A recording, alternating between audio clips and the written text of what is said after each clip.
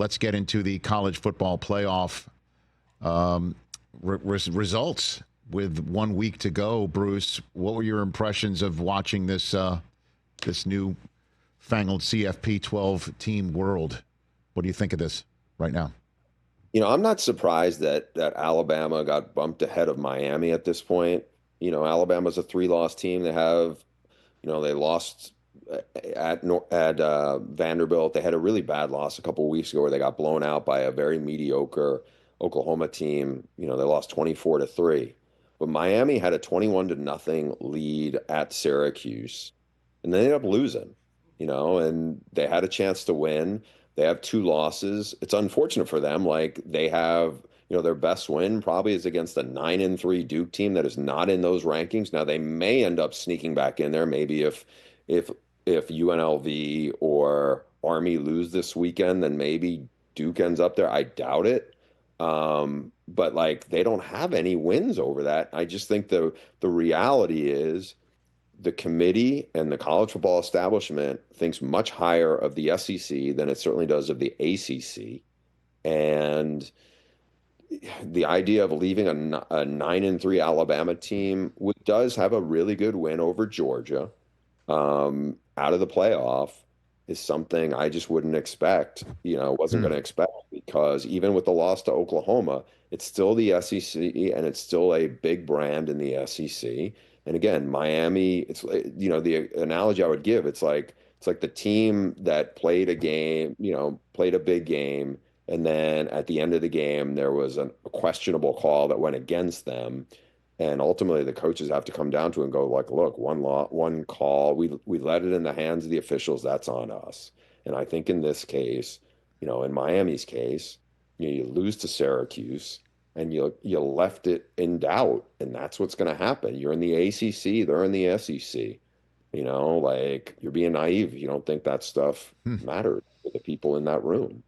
And what do you think of the possibility of a new number 1? Penn State beats Oregon. What do you think about this weekend's contest? How do you think this weekend's contest could shake everything up of what's remaining, Bruce? Yeah, I mean, if Penn State beats Oregon, or if Texas avenges the loss to Georgia, does that, move them up? I mean, it'd be interesting to me. I think the most curious thing, I don't think this will happen, but if Georgia ends up beating Texas pretty handily, then Texas is going to have 2 losses to Georgia, both probably by more than 2 touchdowns or by, 15 points and whatever, like if they were to lose, but they're not going to have any wins over top 25 teams, and they would be sitting there with 2 losses.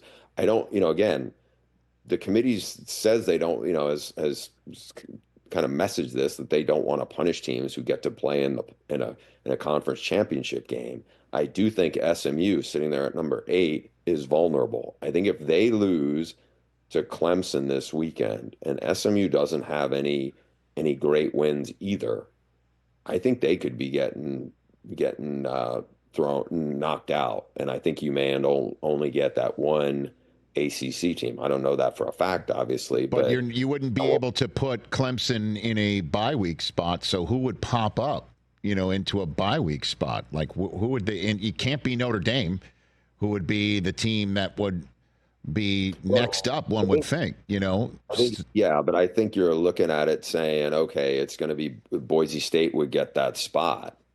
Well, Boise State would get a spot that they're currently in if they win. No, but I'm saying you're going to get. It's basically 5 for 4 spots. So you're sitting there, you're going to have a Penn State. I would assume, like there's one brand you're missing there, but like I would assume you're going to have.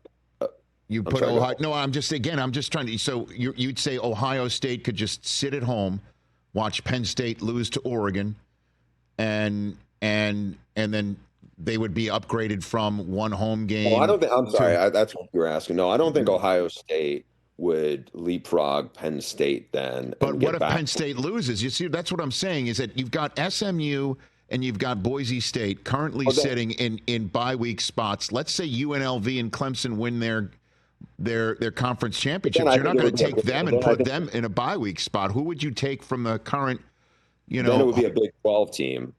You know, you're either having a Big 12 team or an ACC team or Boise State going to be paired, some combination of those to go with the SEC champ and the Big 10 champ. You would have two of the three of those. So it's either going to be, depending on what happens, whether it's Arizona State sitting there at 15, or you could have Clemson at 17, potentially, vault Man, in. I don't think that's going to happen, that's but you have that's quite an upgrade. I mean, that's what I'm saying is that if Arizona State and it's Arizona State and Iowa State are playing, so you have 15 and 16. right. So if Or it's Arizona State wins and then there's a bye week available, you're just going to give it to Arizona State from 15 to 3, or you'd give Clemson from 17 to 4. I mean, that's like going from standby to a first class seat, Well, that's man. what the conference champs are getting. And Notre Dame, the way they agreed to this deal was they weren't, in this iteration of this, they weren't open for the opening Right. week bye. Jeez. Catch the Rich Eisen Show every single day on the Roku Channel, 12 to 3 Eastern, for free.